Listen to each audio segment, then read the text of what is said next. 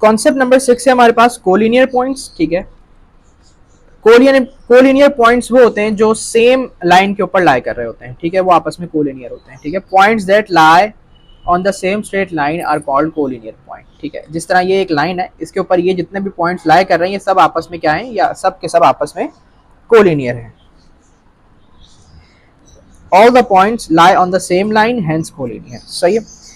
तो ये चेक करने के लिए कि पॉइंट्स आपस में कोलिनियर हैं कि नहीं है, तो आपने क्या काम करना है, दो पेयर्स कोई से भी उठाने पॉइंट्स के और उनका ग्रेडियंट निकाल के देख लेना है। अगर ग्रेडियंट सेम आता है तो पॉइंट्स आपस में क्या होंगे, कोलिनियर होंगे। To check collinear points find the gradient of any two pair of points if gradients are same hence collinear, ठीक है। किस तरीके से, जैसे कि मैंने ये वाला पॉइंट और ये वाले पॉइंट के कोऑर्डिनेट्स उठा लिए और ये वाले पॉइंट्स और ये वाले पॉइंट के कोऑर्डिनेट्स उठा लिए, ठीक है। इन दोनों का ग्रेडियंट निकाल के देख लिया, इन दोनों का ग्रेडियंट निकाल के देख लिया। अगर तो दोनों का ग्रेडियंट 3 3 आ गया या 4 4 आ गया, तो इसका मतलब है कि ये दोनों एक ही पॉइंट, ये चारों पॉइंट्स एक ही लाइन पे लाई करते हैं, तो ये आपस में कोलिनियर है, सही। तो ग्रेडियंट से पता चल जाता है कि पॉइंट्स आपस में कोलिनियर हैं कि नहीं है। कॉन्सेप्ट नंबर 7 है एरिया ऑफ पॉलीगॉन या हीरोन्स फॉर्मूला। यहाँ पर आपके पास एक शेप गिवन होगा, कोई भी 2D शेप हो सकता है, triangle, square, rectangle, pentagon, hexagon, कुछ भी हो सकता है, सही है। उसके कोऑर्डिनेट्स गिवन होते हैं ए बी सी। फॉर्मूला हमारे पास है एरिया निकालने का 1/2 modulus x1 y1 x2 y2 x3 y3, और फिर जो पहला वाला पॉइंट है वो दोबारा से रिपीट होता है x1 y1, सही है। तो अगर आपके पास यहाँ पर क्योंकि ट्राइंगल है तो इतना ही फॉर्मूला होगा, लेकिन अगर फॉर एग्जांपल ट्राइंगल से बड़ा शेप आ जाता है, जैसे कि स्क्वायर आ जाता है या रेक्टेंगल आ जाता है, तो आपके पास 4 पॉइंट्स हो जाएंगे। तो यहाँ पर आपके पास x3 के बाद x4 y4 आएगा और फिर x1 y1 आएगा, ठीक है, फिर x1 और y1 आ जाएगा। तो इस तरह से आप एडजस्ट करेंगे अगर आपके पास पॉइंट्स, ये साइड्स बढ़ जाती हैं, इसकी वर्टिसेस बढ़ जाती हैं। तो इसको अप्लाई किस तरीके से करेंगे ये हम ज़रा एक एग्जांपल से करके देख लेते हैं।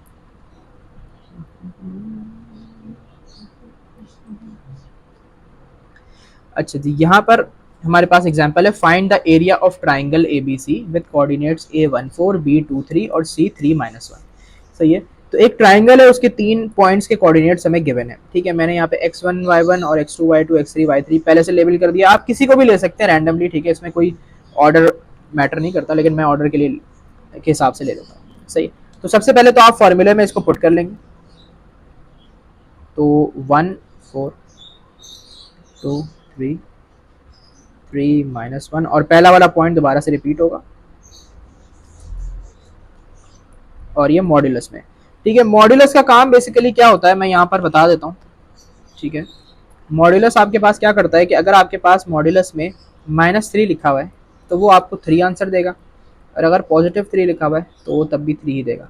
तो बेसिकली मॉड्यूलस जो है वो पॉजिटिव के ऊपर कोई इफेक्ट नहीं करता, ठीक है। और माइनस जो होता है ना, माइनस, उसको वो कन्वर्ट कर देता है पॉजिटिव में, यानी कि माइनस साइन बेसिकली रिमूव कर देता है मॉड्यूलस नंबर पे से। तो अगर हमारे पास, अब ये मॉड्यूलस लगाने का मकसद ये है कि अगर हमारे पास अंदर जो आंसर है एरिया का वो नेगेटिव में आ जाता है तो मॉड्यूलस उसको ऑलरेडी पॉजिटिव, ऑटोमेटिकली पॉजिटिव कर देगा, क्योंकि एरिया कभी भी ना आपके पास नेगेटिव में नहीं होता, हमेशा पॉजिटिव में एरिया होता है। तो ये बस मॉड्यूलस लगाने का मकसद है।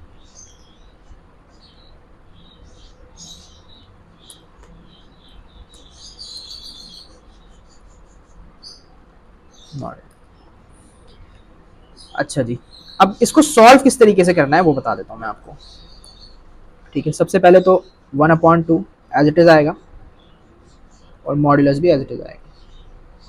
अच्छा, आपने अंदर वाले जो नंबर्स है ना उनको डायगोनल्स में मल्टीप्लाई करना है, एक बार इस तरीके से,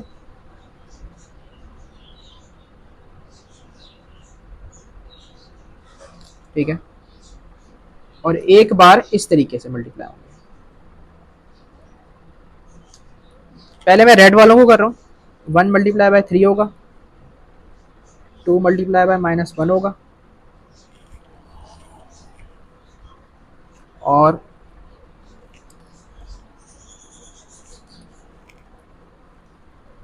3 × 4 होगा।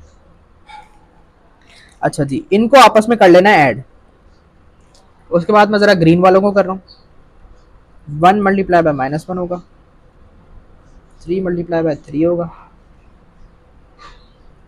2 मल्टीप्लाई बाय 4 होगा। इनको भी आपस में कर लेना है ऐड, और ये सब के सब जो है ना, ये पूरा और ये पूरा, ये एक दूसरे से माइनस होंगे।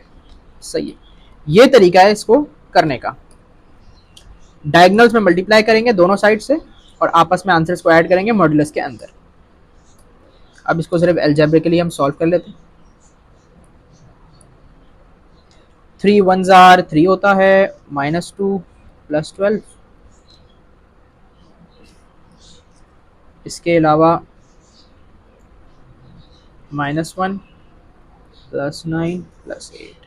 ठीक है, ये आपस में क्या होंगे, माइनस होंगे मॉड्यूलस के अंदर।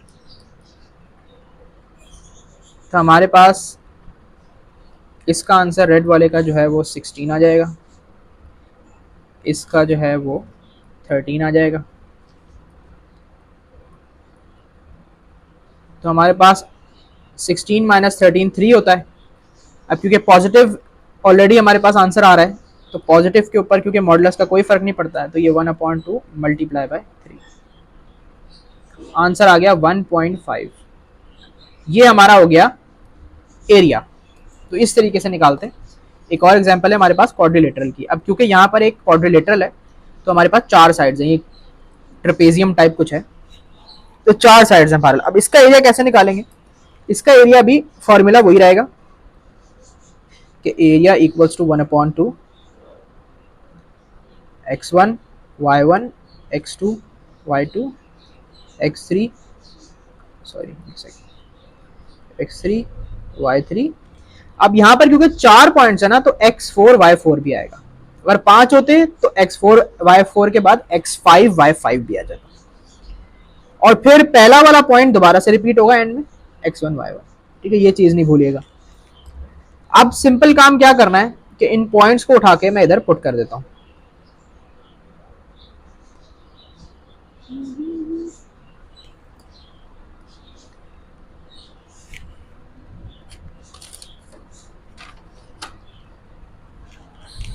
तो ये हो जाएगा 0 - 2,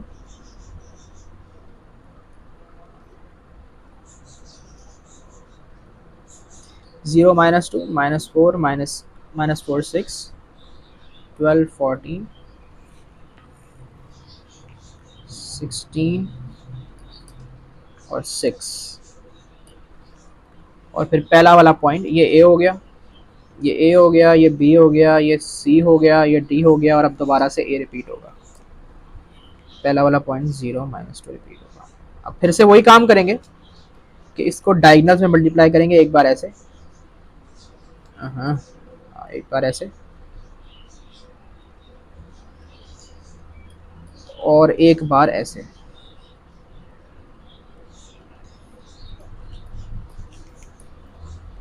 पहले मैं ग्रीन वालों को कर लेता हूँ। तो 0 × 6 होगा, प्लस -4 × 14 होगा, प्लस 12 × 6 होगा, प्लस 16 × -2।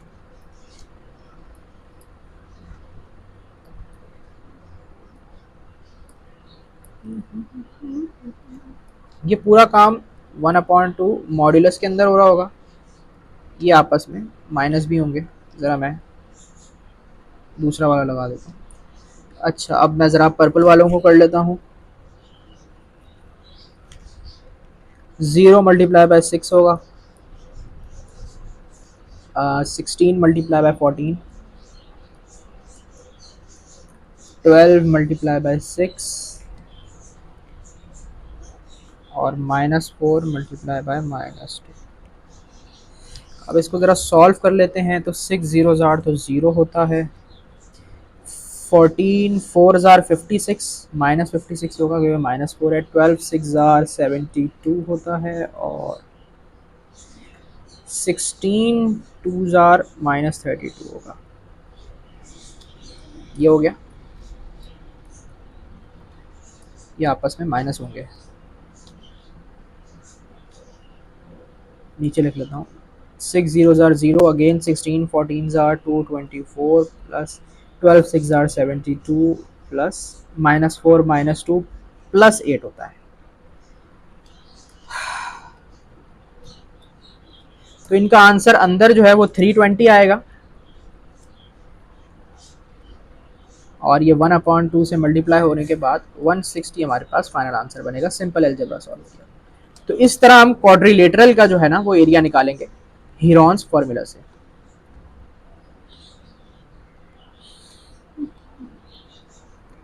कॉन्सेप्ट नंबर 8 पर आ जाए।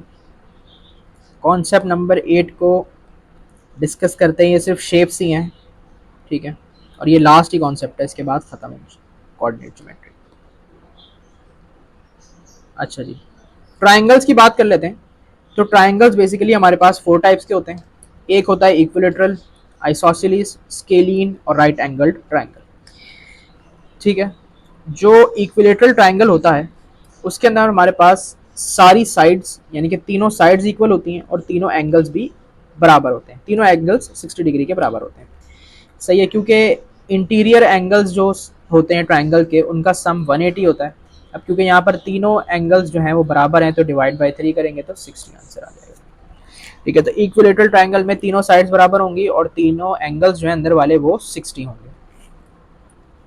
आइसोसेलिस में हमारे पास 2 साइड्स बराबर होती हैं और उन 2 साइड्स के साथ बनने वाले एंगल्स भी आपस में इक्वल होते हैं। स्केलीन में तीनों साइड्स भी डिफरेंट होती हैं, तीनों एंगल्स भी डिफरेंट होते हैं एक दूसरे से। राइट एंगल ट्राइंगल के अंदर हमारे पास एक 90 डिग्री एंगल लाजमी होगा, सही है, एक 90 डिग्री एंगल हमेशा होगा। और यहाँ पर कुछ प्रॉपर्टीज भी लगेंगी कि हमारे पास जो ए बी है इसका और बी सी है इसका, जब हम इन दोनों के ग्रेडियंट्स निकालेंगे ए बी वाली लाइन और बी सी वाली लाइन का, क्योंकि ये आपस में राइट एंगल बना रही हैं, परपेंडिकुलर हैं, तो इनका जो ग्रेडियंट होगा वो -1 के बराबर होगा। हमने ऊपर पढ़ा था कि परपेंडिकुलर लाइंस के जब ग्रेडियंट्स को आपस में मल्टीप्लाई करते हैं तो आंसर -1 आता है, ठीक है। बाकी एरिया का फॉर्मूला होगा 1/2 बेस इंटू हाइट, जो बचपन से आप पढ़ते हुए आ रहे हैं, ठीक है, राइट एंगल ट्राइंगल के लिए। अच्छा, ये जो एरिया का फॉर्मूला है ना ये वाला, ये इनके लिए नहीं अप्लाई होता, सही है, ये सिर्फ राइट एंगल ट्राइंगल के लिए। नीचे एक नोट लिख दिया है मैंने, काफी इंपॉर्टेंट है। Sum of all interior angles is always 180 in a triangle no matter what the type, so if you are given 2 angles of any triangle you can find out the third by subtracting them from 180। इतनी सारी English हो गई, समझ में कुछ नहीं आया भाई। बात ये हो रही है कि ट्राइंगल चाहे कोई भी हो, चाहे वो इक्विलेटरल हो, आइसोसेलिस हो, स्केलिन हो या राइट एंगल हो, ठीक है, कोई सा भी टाइप का ट्राइंगल हो, उसका जो सम ऑफ इंटीरियर एंगल्स है वो 180 होता है। सम ऑफ इंटीरियर एंगल क्या होता है कि भाई तीनों एंगल्स का सम, ठीक है, ट्राइंगल के अंदर वाले तीनों एंगल्स का सम जो है वो हमेशा हमेशा 180 के बराबर होता है। तो कभी भी आपको 2 एंगल्स गिवन होंगे तो आप उन दोनों को 180 से माइनस करेंगे तो आपके पास तीसरा एंगल आ जाएगा, ये लिखा हुआ है। क्वाड्रिलेटरल्स की बात कर लेते हैं। स्क्वायर, रेक्टेंगल, पैरेललोग्राम और रोम्बस है, ठीक है। स्क्वायर के अंदर हमारे पास जो प्रॉपर्टीज हैं वो क्या है कि एक स्क्वायर गिवन है मेरे पास ए बी सी डी, ठीक है। स्क्वायर की सारी साइड्स बराबर होती हैं और चारों एंगल्स 90 डिग्री के बराबर होते हैं, ठीक है।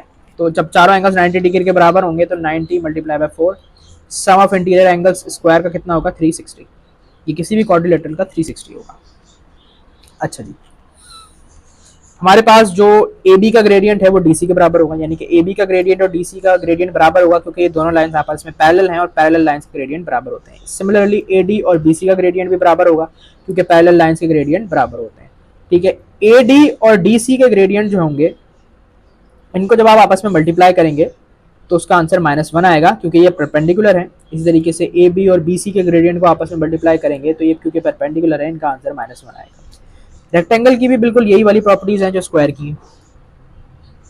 पैरेललोग्राम की बात कर लेते हैं। पैरेललोग्राम के अंदर हमारे पास क्योंकि परपेंडिकुलर लाइंस नहीं होती हैं, ठीक है, तो इस वजह से वो -1 वाला सीन यहाँ नहीं होगा, बल्कि हाँ यहाँ पर ये जो ए बी है ये डी सी के पैरेलल है, ए डी और बी सी के पैरेलल है, तो ए बी और डी सी का ग्रेडियंट जो होगा वो बराबर होगा, ए डी और बी सी का ग्रेडियंट होगा वो बराबर होगा।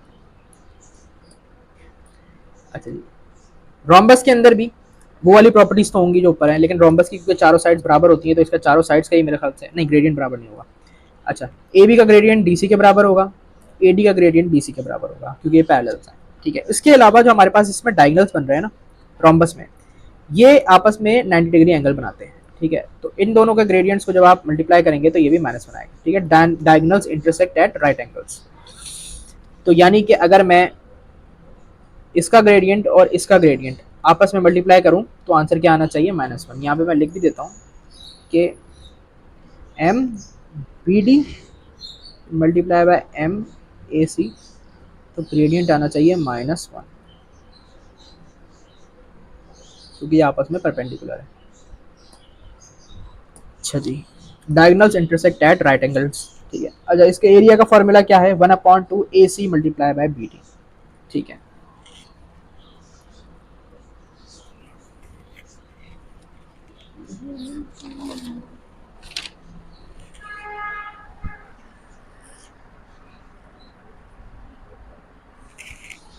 अच्छा, ए सी का मतलब बेसिकली ये ए सी और बी डी, इनको आपस में मल्टीप्लाई करेंगे और 1/2 से मल्टीप्लाई करेंगे तो आंसर आएगा। यानी कि बेसिकली इनकी लेंथ्स को, इनका जो डिस्टेंस है उसको, कि ए सी अगर 4 सेंटीमीटर है, ये 5 सेंटीमीटर है, ए सी फॉर एग्जाम्पल 4 है, बी डी 5 है, तो 1/2 मल्टीप्लाई बाय 4 मल्टीप्लाई बाय 5, तो आंसर आपके पास आ जाएगा एरिया का, रोम्बस निकालने का फॉर्मूला। काइट है हमारे पास, ठीक है। काइट जो है वो डायगोनल्स इंटरसेक्ट एट 90 डिग्री, यानी कि ये जो इसके डायगोनल्स हैं ये आपस में 90 डिग्री बनाते हैं इंटरसेक्शन पे, ठीक है। Intersecting point is mid point of diagonal B D, ठीक है। जो इनका इंटरसेक्टिंग पॉइंट है ना, ये इन दोनों पॉइंट्स का मिड पॉइंट होगा, यानी कि बी और डी का मिड पॉइंट क्या होगा, ये इंटरसेक्टिंग पॉइंट, ये मिड पॉइंट होगा। A C is the line of symmetry. अच्छा जी, ए सी ये वाली जो लाइन है ये लाइन ऑफ सिमेट्री है, यानी कि ये काइट को 2 इक्वल पार्ट्स में डिवाइड कर रही है। ट्रेपीजियम की बात कर लेते हैं। ट्रेपीजियम के अंदर हमारे पास ये वाली लाइन और ये वाली लाइन पैरेलल है, तो ए बी और डी सी का ग्रेडियंट क्या होगा, आपस में बराबर होगा। अच्छा, इसी तरीके से ये वाली लाइन और ये वाली लाइन आपस में परपेंडिकुलर है, तो ए डी और डी सी का ग्रेडियंट जो है वो उसको मल्टीप्लाई करेंगे तो -1 आएगा, और इसी तरीके से ये और ये भी आपस में परपेंडिकुलर है, तो इनके ग्रेडियंट्स को भी जब मल्टीप्लाई करेंगे तो -1 आएगा। और हाँ, सिमिलरली यही चीज़ यहाँ पे भी होगी, पता नहीं 2 बार क्यों बना दिया मैंने। अच्छा जी, तो ये यहाँ पर हमारी जो है वो कोऑर्डिनेट ज्योमेट्री की थ्योरी वगैरह सारा कुछ ख़त्म हो गया। अब बस पास पेपर्स रह गए, बाकी ये तो कंप्लीट हो चुका है। अब आप पास पेपर्स में से कोई सा भी क्वेश्चन निकाल के कर सकते हैं। जहाँ तक इसके नोट्स का ताल्लुक है तो वो मैं अपलोड कर दूंगा गूगल ड्राइव के ऊपर, और उसकी लिंक जो है ना वो आपको मिल जाएगी मेरे इंस्टाग्राम अकाउंट से, इंस्टाग्राम के बायो में मिल जाएगी, या मैं डिस्क्रिप्शन में भी डाल दूंगा, डिस्क्रिप्शन में ही डाल दूंगा। सही है, नोट्स आपको मिल